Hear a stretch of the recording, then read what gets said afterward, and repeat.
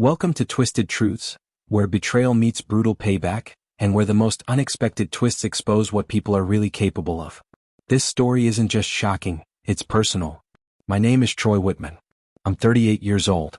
I don't usually talk much about myself, not even to people close to me. But this one needs to be told. For 12 years, I quietly built a financial empire behind the scenes in Austin, Texas. Not the kind of flashy startup you see in headlines. No, my work was buried deep under layers of LLCs, investment portfolios, and anonymous trusts. I didn't need to be the face of anything. I preferred being the ghost in the machine, quiet, deliberate, and always 2 steps ahead. But none of that mattered the day I sat at my father-in-law's kitchen table and heard him call me worthless trash.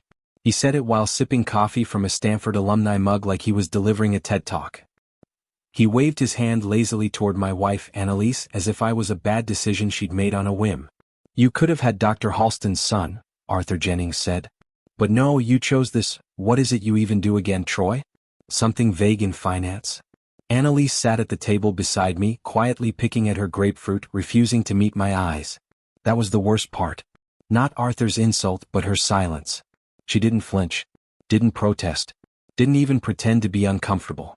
"Troy manages investments," she mumbled, still staring down. "He's discreet." "Discreet?" Arthur laughed. "You know what that means? Either he's broke or a criminal." I could have responded. I could have defended myself. I could have told him that I owned 51% of a portfolio company that had just closed a $40 million merger.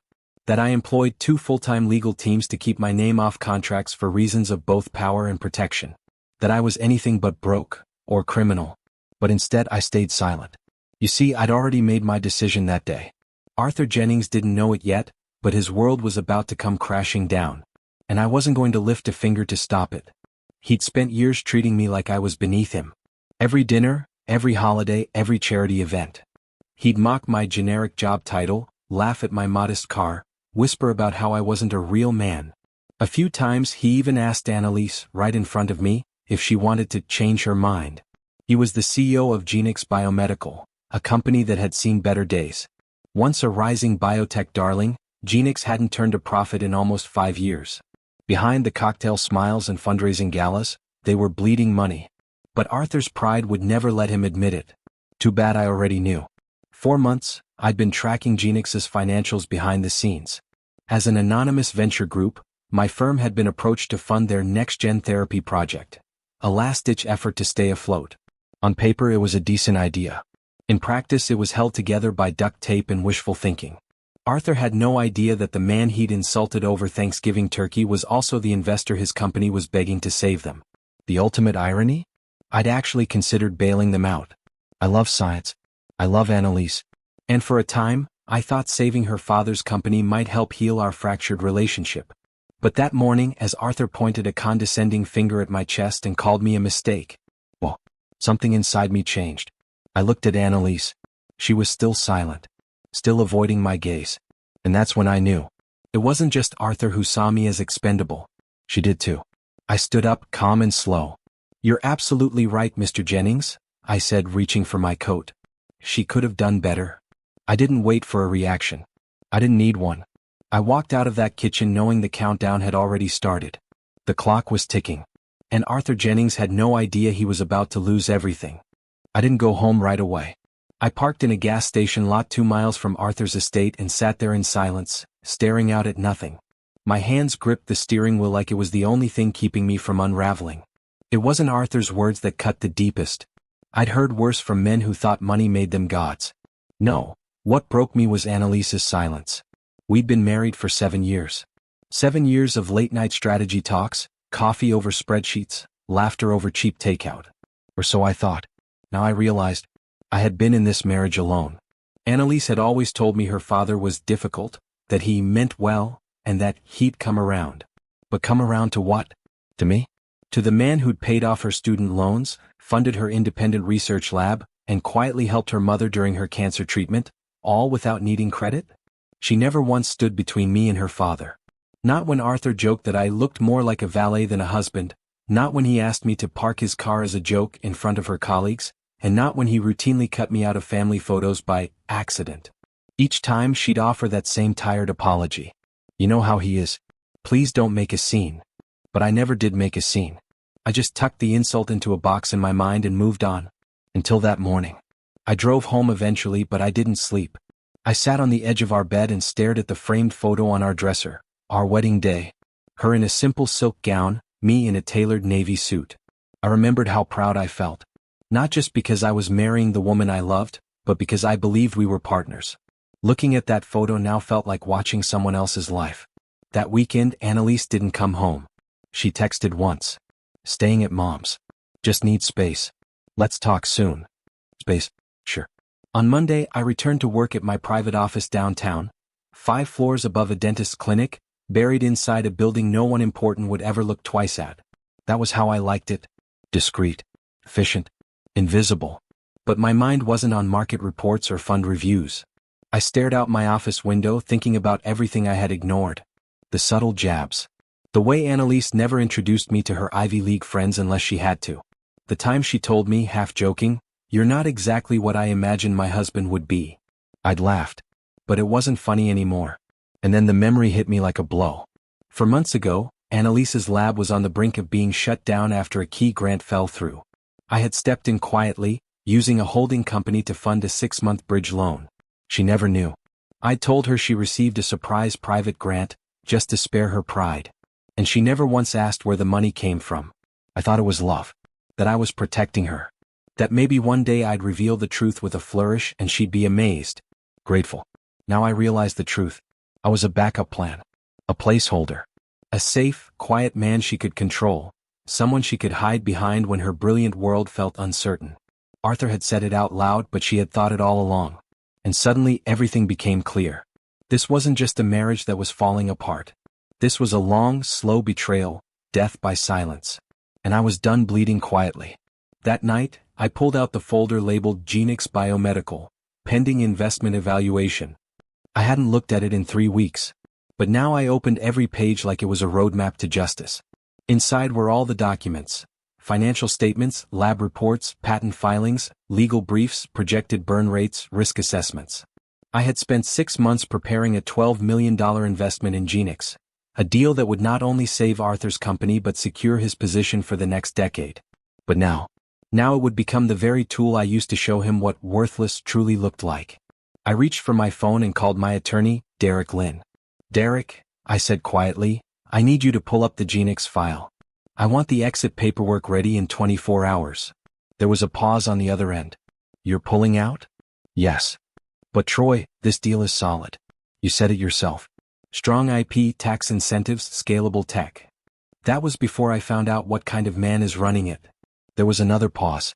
Derek never asked personal questions. But I could tell he understood this was no longer about numbers. "I'll get it done," he said. "You want to remain anonymous?" "Not anymore," I replied. "In fact, I want them to know exactly who pulled the plug." That night, I sat in the dark with a glass of bourbon, watching the city lights flicker like tiny lies. I wasn't proud of what I was about to do. But I had nothing left to lose. No dignity they hadn't already stripped. No love that hadn't already faded.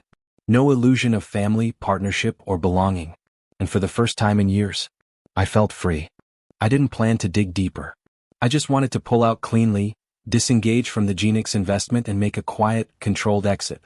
But then I noticed something strange in the updated quarterly filings. A minor detail. A line item under research and development that didn't make sense. It was labeled, Project Atria, Secondary IP Registration, Internal Transfer. Amount, $1.3 million. Timeline, 6 months ago. I froze. I'd seen Project Atria before. It was the name of Annalise's original gene therapy protocol, the one she'd pioneered during her final year at Stanford and later tried to develop at Genix before she left the company under strained circumstances. She had told me the truth, or at least her version. She said Genix shelved her project. That Arthur said it was too niche, too expensive to scale. That she'd been heartbroken but she understood. What she didn't know, and what I now saw in black and white, was that Arthur hadn't shelved the project. He'd renamed it, transferred it under a shell department, moved funds through dummy patents, and quietly filed for secondary IP registration without crediting her. They were using her research, building on it, potentially preparing it for clinical trials, without her name, her involvement, or her consent. And that was when it all came together. Arthur Jennings didn't just insult me. He didn't just humiliate me in his home or ridicule my work. He stole from his daughter. He took her life's work, buried it, erased her contribution, and presented it to investors as a Genix innovation. And Annalise? She had no idea. I sat in stunned silence, staring at the papers. This wasn't about revenge anymore. This was about truth and justice. I opened my encrypted archives and pulled up the original white papers Annalise had once shared with me over dinner, back when she was still full of passion and hope. I compared them side by side with the patent filings from Genix. It was identical. Not just similar, identical. She had written this. It was her blood, sweat, and brilliance. And now it was being siphoned, repackaged, and monetized by a man who had the audacity to call others worthless. It made my stomach turn. I called my attorney again. Derek, we're not just pulling out of Genix. Okay? We're also filing a pre-litigation cease and desist order against any development under Project Atria. On what grounds? Intellectual property theft. And I want it airtight. You realize if this goes public, it's going to get ugly. I'm counting on it. The next morning, I did something I never thought I would. I called Annalise. She answered on the fourth ring, her voice flat and tired. Troy. We need to talk, I said. And I need you to listen very carefully. I'm not ready for another argument. This isn't about us. It's about your father. And your research. Silence. What about my research? I told her everything. The hidden transfer. The secondary IP registration. The internal documents that showed her original Project Atria had been rerouted, scrubbed of her name, and silently brought back to life without her consent. I'm sending you the files, I said. You need to read them with a clear head. She didn't respond right away. Troy. Her voice cracked. Why are you telling me this? Because no matter how this ends, you deserve to know the truth. She hung up. I waited. 30 minutes later, she called back sobbing. I didn't know. I swear I didn't know. I believe you, I said quietly. But now you do. So the question is, what are you going to do with it? That night, I received a message from Annalise's former lab partner, Dr. Meredith Chen. Troy. Annalise called me. She sent me the documents. I confirmed everything. I left Genix because of similar ethical concerns, but I didn't realize it went this deep. Thank you for telling her. Thank you for standing up for what's right. I closed my laptop and stared out the window, heart pounding. This wasn't just revenge anymore. This was a reckoning. I've always believed that revenge, to be meaningful, must be clean. Not explosive. Not messy. Not done in anger. You wait. You calculate. And when the time is right, you let the truth do the cutting for you. After confirming Meredith's message, I spent the next few days drawing the blueprint. This wouldn't just be about pulling my investment or halting Arthur's theft of Annalise's research. No, this was about dismantling the carefully manicured lie he lived in. The one where he was brilliant, respected, invincible. He wasn't. And I had the leverage to prove it. Step 1. An official IP challenge. With Derek's help, I compiled a legal brief outlining the documented connection between Project Atria and Annalise's original Stanford research. The brief included date-stamped files, lab notes, and original drafts, along with metadata that made it impossible to dispute authorship. I attached Meredith's signed affidavit and anonymized testimonials from 2 former Genix employees who had been told to strip out all prior attributions from the research. We filed the brief with the United States Patent and Trademark Office under an emergency injunction request. Step 2. Investor exposure.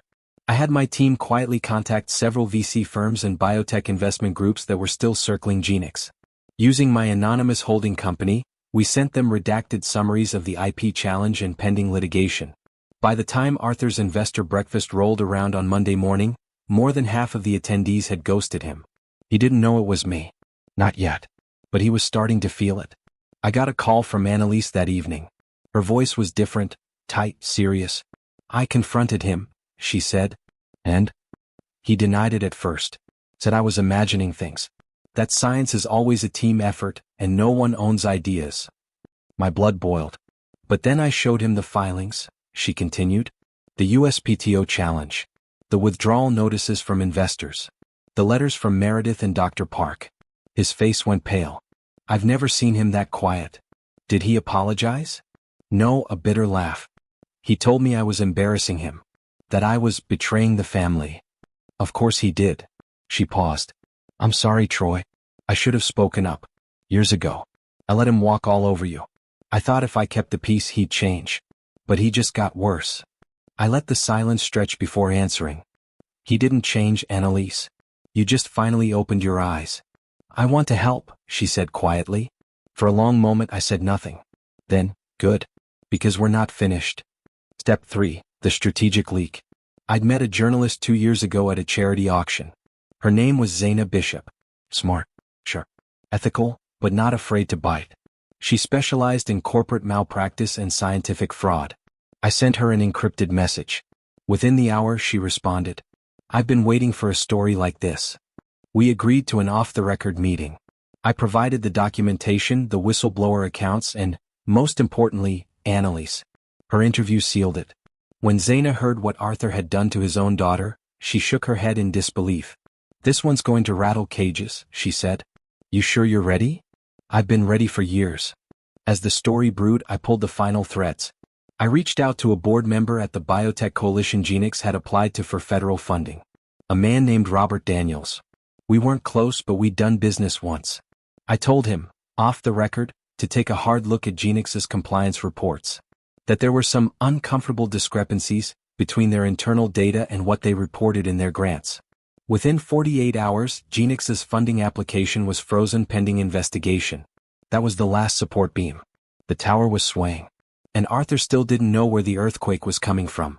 I sat alone in my living room, lights off, TV muted, watching the city shimmer outside my window. I felt calm. Not satisfied. Not yet.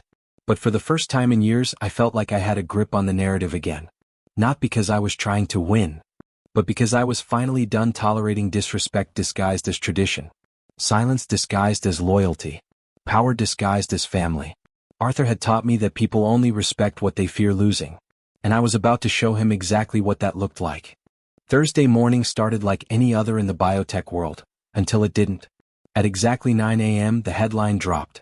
CEO of Genix Biomedical accused of stealing daughter's research, facing federal scrutiny. Byline, Zaina Bishop National Science and Ethics Review. Within 20 minutes, it was trending on LinkedIn and Twitter. Within the hour, it was on every major news aggregator's homepage. The article was damning. It laid out the timeline of Project Atria. It explained how Arthur Jennings had overridden his own daughter's lab work, stripped her authorship, and tried to quietly repackage the research for an FDA reapproval. It featured excerpts from internal Genix memos, the pending IP challenge, and signed statements from ex-employees.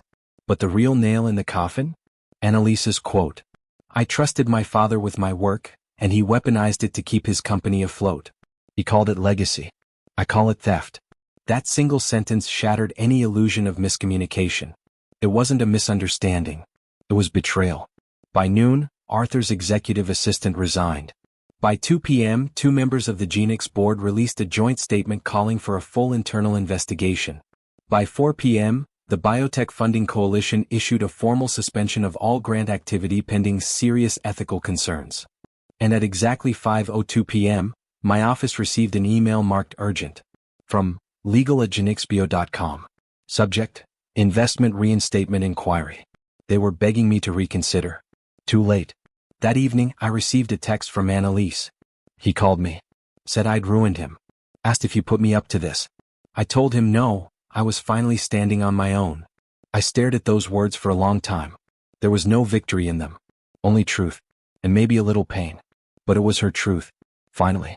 2 days later, I got a call from Zaina. He's lawyering up, she said. Threatening defamation, IP theft reversal, the works. Let him, I said. I have receipts. I figured. Just wanted to say, thank you. For trusting me. This story's already opening floodgates. She wasn't kidding. That weekend, 3 more whistleblowers came forward. A former CFO claimed Genix had falsified internal audits to appear solvent. A former lab technician revealed they'd been pressured to backdate trial results to meet investor timelines. The feds took notice. By Monday morning, Arthur was no longer CEO. The board forced him out pending investigation. His company shares were frozen. The office building he once strutted through like a king now had a security guard escorting him to collect his personal items in a cardboard box. I'll never forget the photo that hit the news that day. Arthur Jennings in a wrinkled button-up and khakis, standing on the curb holding that box of shattered ego. No entourage. No chauffeur. Just a man suddenly realizing that respect isn't inherited, it's earned. That night I sat at my desk alone again and reread the email from Genix's legal team. They still had the nerve to ask for discreet mediation. Instead I forwarded it to Zaina. Subject: full transparency. Let the world see. It was supposed to be over. The news had broken. The company was spiraling. Arthur had been publicly disgraced, and his empire was crumbling brick by arrogant brick. And yet, as I stood in my quiet kitchen that Monday night, something didn't feel finished. Maybe it was the silence. Maybe it was the ghost of what could have been. Or maybe it was the text that arrived at 11:13 p.m.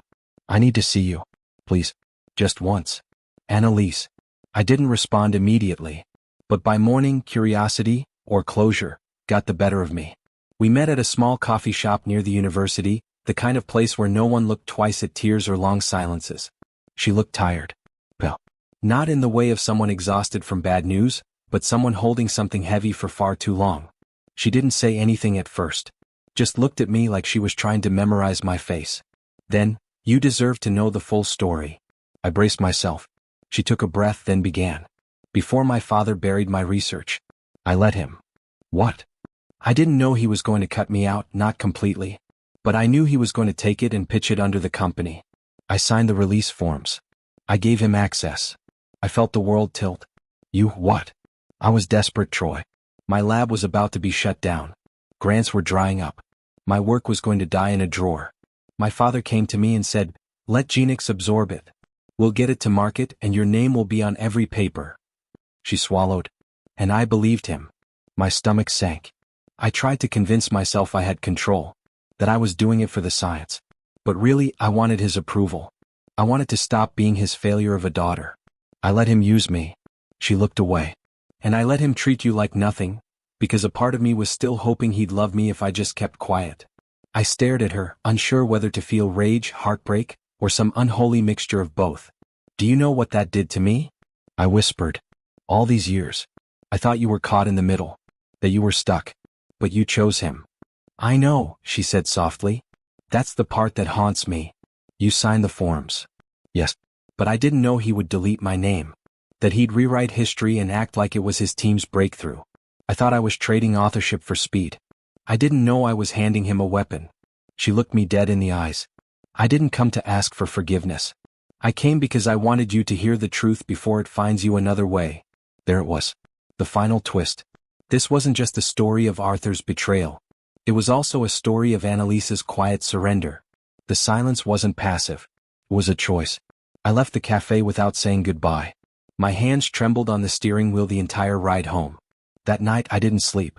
I just replayed our marriage in my mind like a film reel that kept rewinding itself. She hadn't been powerless. She hadn't been unaware. She had participated in the machine that tried to erase me. And now that machine had turned on her too. 3 days later, I received an envelope in the mail. Inside was a letter. Handwritten. 2 pages. Annalise. Troy. I've lost my father. I've lost my reputation. But none of that hurts as much as knowing I lost the one person who never needed to be impressed to believe in me. You gave me your love with no strings. No tests. No conditions. And I gave you silence. I don't expect you to take me back. I don't even expect you to write back. But I needed to say it. Out loud. Finally. You were never worthless. You were the one who stood tallest in the room, quietly, invisibly, while we all looked in the wrong direction. I see it now.